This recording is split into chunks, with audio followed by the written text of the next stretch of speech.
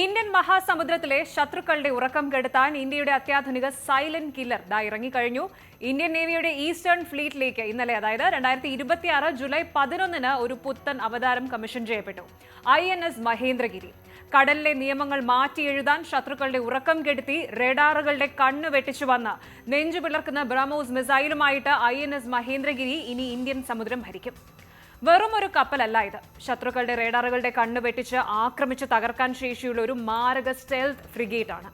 ചൈനയും പാകിസ്ഥാനും ഇനി അറബിക്കടലിലോ ബംഗാൾ ഉൾക്കടലിലോ കളിക്കാൻ നോക്കിയാൽ ഇനി കളി മാറും. പക്ഷേ ഈ വലിയ നേട്ടങ്ങൾക്കിടയിലും ഇന്ത്യൻ പ്രതിരോധ മേഖലയെ ആശങ്കപ്പെടുത്തുന്ന ചില വലിയ പ്രതിസന്ധികളും പുറത്തു വരുന്നുണ്ട്. എന്താണ് INS മഹേന്ദ്രഗിരിയുടെ പ്രത്യേകത?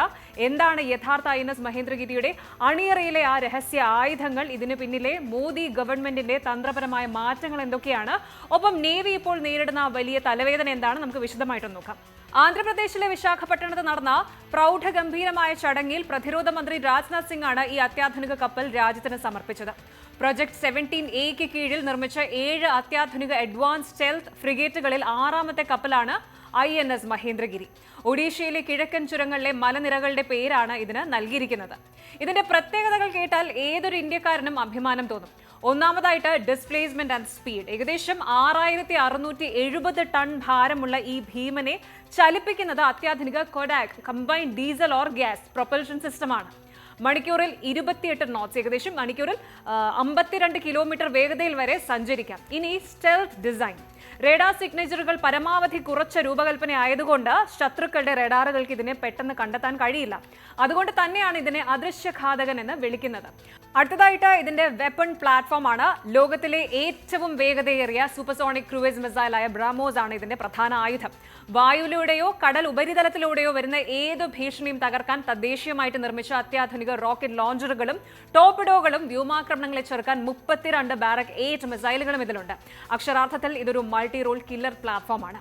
ഇനി ഈ പ്രൊജക്ടിന്റെ ഏറ്റവും വലിയ സവിശേഷത എന്താണ് എന്ന് വെച്ചാൽ ഇത് വെറും ഒരു കപ്പൽ നിർമ്മാണമല്ല, ഇന്ത്യയുടെ കപ്പൽ നിർമ്മാണ ചരിത്രത്തെ തന്നെ തിരുത്തിക്കുറിച്ച അത്യപൂർവമായ ഒരു നേട്ടമാണ്. അവിടെയാണ് നരേന്ദ്രമോദി സർക്കാരിന്റെ make in India Atmanirbhar Bharat ദർശനങ്ങളുടെ വിജയം നമ്മൾ കാണുന്നത്.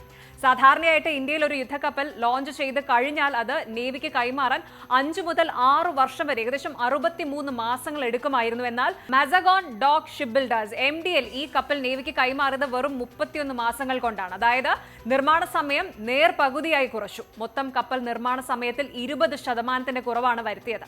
ഇത് കപ്പൽ ശാലകളുടെ ചരിത്രത്തിലെ തന്നെ ഒരു റെക്കോർഡാണ്. 5 മുതൽ 7 തവണ വരെ നടത്താറുള്ള സീ ട്രയൽസ്, അതായത് കടൽ പരീക്ഷണങ്ങൾ വെറും ഒറ്റ തവണ കൊണ്ട് വിജയകരമായിട്ട് പൂർത്തിയാക്കിയാണ് മഹേന്ദ്രഗിരി ചരിത്രം കുറിച്ചത്.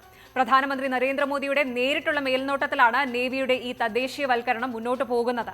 ഈ കപ്പലിന്റെ 75%-ലധികം ഭാഗങ്ങളും പൂർണ്ണമായിട്ടും തദ്ദേശീയമാണ്. ഇന്ത്യയിലെ പ്രമുഖ പൊതുമേഖല സ്വകാര്യ സ്ഥാപനങ്ങളും 200-ലധികം ചെറുകിട ഇടത്തരം വ്യവസായ സംരംഭങ്ങളും MSMEസും കൈകോർത്താണ് ഈ കപ്പൽ യാഥാർത്ഥ്യമാക്കിയത്. 2025 ജനുവരിയിൽ ആദ്യ കപ്പലായ INS നീൽഗിരി പ്രധാനമന്ത്രി തന്നെയാണ് കമ്മീഷൻ ചെയ്തത്. തുടർന്ന് വളരെ വേഗത്തിൽ ഉദയഗിരി, ഹിമഗിരി, താരഗിരി, ദുനാഗിരി എന്നിവയും ഇപ്പോൾ ഇതാ മഹേന്ദ്രഗിരിയും നേവിയുടെ ഭാഗമായി കഴിഞ്ഞു.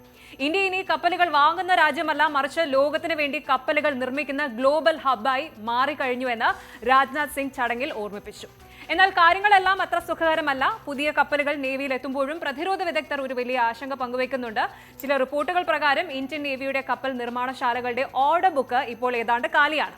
അതെ, അതൊരു കടുത്ത യാഥാർത്ഥ്യമാണ്. കഴിഞ്ഞ 3 വർഷങ്ങളായിട്ട് നേവി പുതിയ വലിയ കപ്പലുകൾക്കോ ഒന്നും ഓർഡർ നൽകിയിട്ടില്ല. നിലവിൽ ഡിസൈൻ ഘട്ടത്തിലും അംഗീകാരങ്ങൾക്കായിട്ട് കാത്തിരിക്കുന്നതുമായ 50ഓളം യുദ്ധക്കപ്പലുകളുണ്ട്. അടുത്ത ഏതാനും വർഷങ്ങൾക്കുള്ളിൽ പുതിയ പ്ലാറ്റ്ഫോമുകളുടെ നിർമ്മാണം തുടങ്ങിയില്ല എങ്കിൽ അതൊരു വലിയ ഗ്യാപ്പ് ഉണ്ടാക്കും. നിലവിൽ ഇന്ത്യക്ക് ഒരു എയർക്രാഫ്റ്റ് കാരിയറോ കൺവെൻഷണൽ സബ്മറൈനുകളോ നിർമ്മാണ ഘട്ടത്തിലില്ല. ചൈന തങ്ങളുടെ നാവികസേനയെ അതിവേഗം നവീകരിക്കുകയും പാകിസ്ഥാന് അത്യാധുനിക അറ്റാക്ക് അന്തർവാഹിനികൾ സബ്മറൈൻസ് കൈമാറുകയും ചെയ്യുന്ന ഈ ഒരു സാഹചര്യത്തിൽ ഇന്ത്യയുടെ ഈ ഒരു താമസം തിരിച്ചടിയായേക്കാം.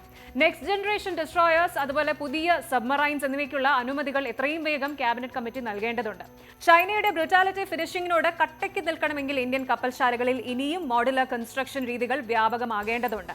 എന്തായാലും വെല്ലുവിളികൾ പലതുണ്ടെങ്കിലും ഇന്ത്യൻ നേവി ലക്ഷ്യമിടുന്നത് 2035ഓടെ 200 യുദ്ധക്കപ്പലുകൾ ഉള്ള ഒരു വൻ ശക്തിയായിട്ട് മാറാനാണ്. ആ യാത്രയിലെ ഏറ്റവും ശക്തമായ നാഴികക്കല്ലാണ് INS മഹേന്ദ്രഗിരിയുടെ വരവ്.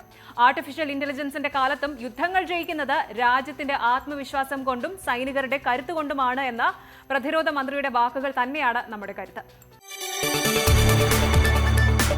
കൂടുതൽ വാർത്തകൾക്ക് news 18 Keralam YouTube channel subscribe ചെയ്യുക.